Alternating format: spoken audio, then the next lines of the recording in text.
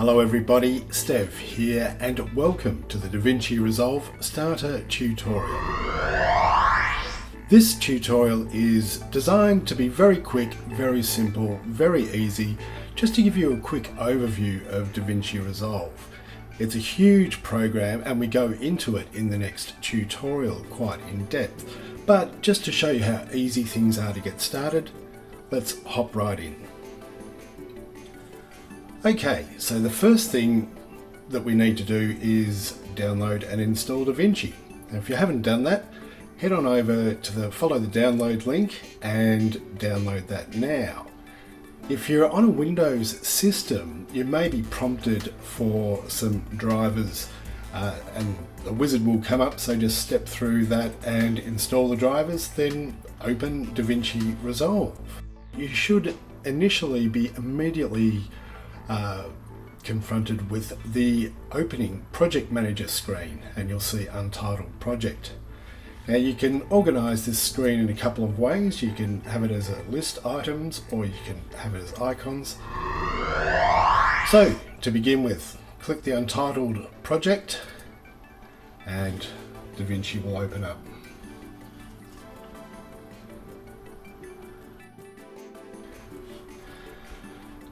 Now we get a screen that looks similar to this, and DaVinci has four key areas that you will be working with.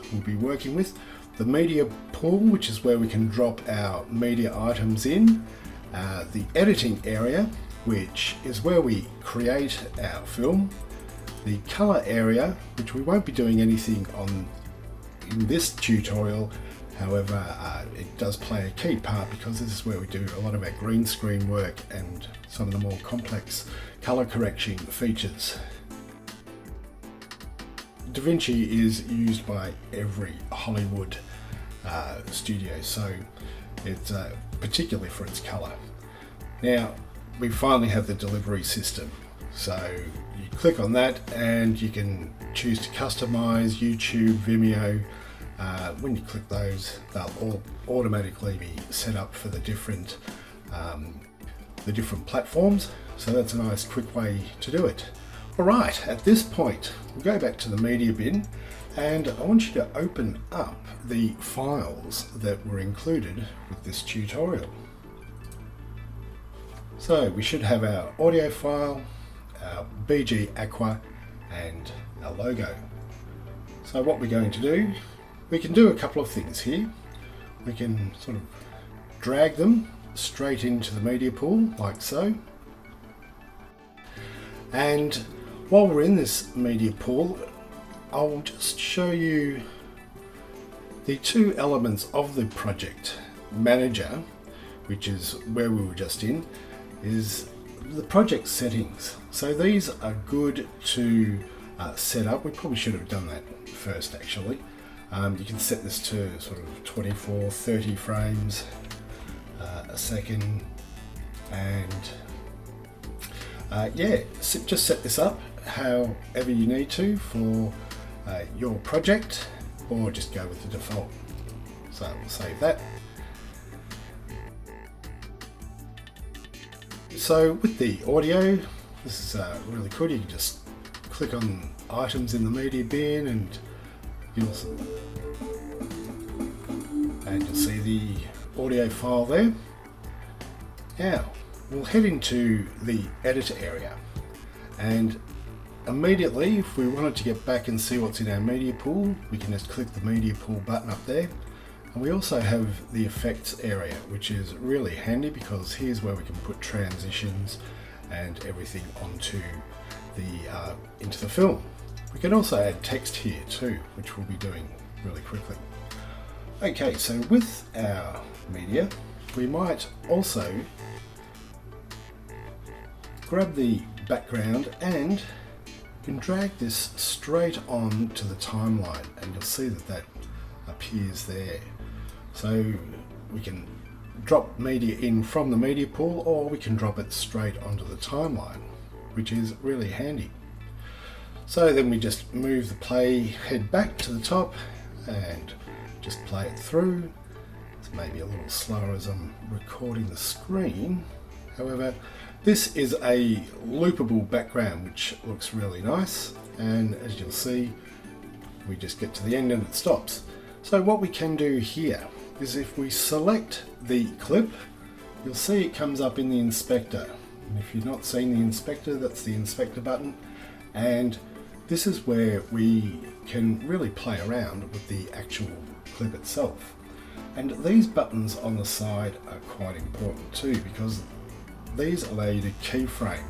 And what keyframing is, let's say I click this particular, let's move the playhead back to the top, and I click the position. Right, that has just recorded that the position is 0. Right, all the settings here are 0. Now if we click this particular item here, the icon, this is the transform icon, that's got the background highlighted, and let's say if we just want to move that across, if you want to change your screen resolutions here, you can do that quite easily, just there. So now we can see that the background is over there, and if we just move the playhead down a little bit, and then we move this back into the middle, that looks about right, I think. Just go up here and fit that in, get that right. You'll notice that the keyframe became red, and it's now recorded this particular aspect. In actual fact, because we knew that it was 0, what we could do here is just go 0, enter, 0, enter, and that will actually perfectly line that up. So what happens now is, as we take that off, there we get our background moving in. So that is using keyframes. Now you can use keyframes with everything, and that's the only thing I want to show you in this on keyframes at the moment, because we get right into them in the next tutorial. At any rate, let's say we'll copy that. So I can either, actually, we won't copy that, we'll just drag another version. We can just sort of move that there. And here we can zoom in on the workspace and the timeline. And if we just play that, that will seamlessly loop. So this is how we can now add one continuous background through the movie. So if I just copy that, I just went Control C, and now I go Control V and paste it and paste it. As you can see, we've now got a movie that is about 55 seconds long. So that is really quite handy there. So if we go into the effects library, let's add some text to it. So again, we simply drop the text on, and when we click that up in the inspector, this is where we edit the text. So again, click the transform, we can just move that around the place. With the text, you've also got the video aspects, and if you notice the position here, which is where I was just changing, you can see that come up there. So that's how easy it is to add text. If we want to add some more text, let's add some scrolling text. And I just pushed up and I've put that over the top. So let's select the scrolling text. You need to put the playhead over the clip that you're working with. Okay, and in this particular case, just position this so it goes up into the title. Now, you can just quickly make that, center that, and go whatever your point is, T2, T3, T4, and now when we go and play through, just let it think about this for a second.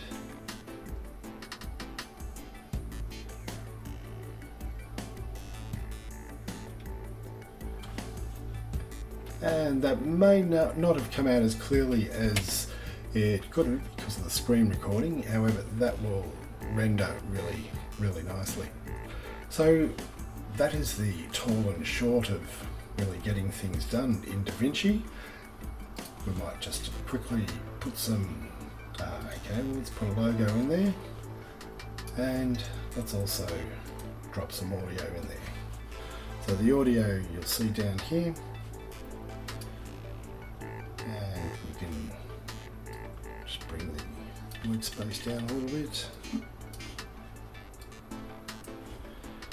Send the audio to the front. Now if you don't want to listen to the audio, you can just mute the particular tracks. Same with the video tracks, you can just turn them on and off. And with the audio, you can see we can just kind of move the clips. You see this kind of doesn't start till there, and if we wanted that to start immediately, just move that up and then shunt the whole clip back. So we'll just turn this on for a tick, and what do we get?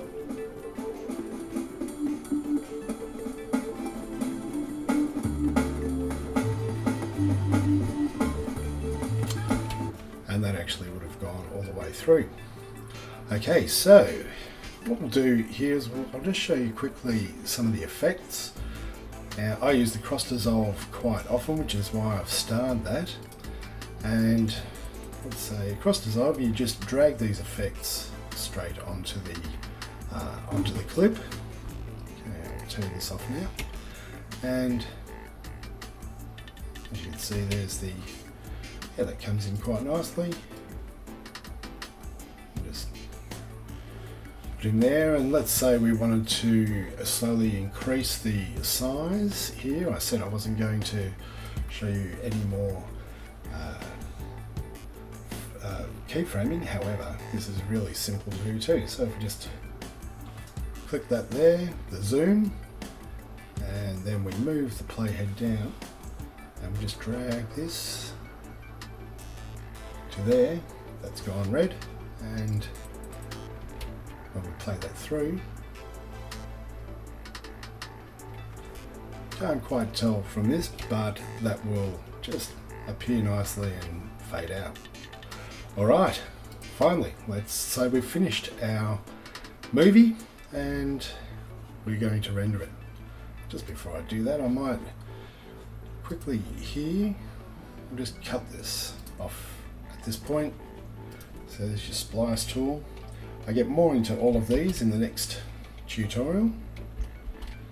So I'll just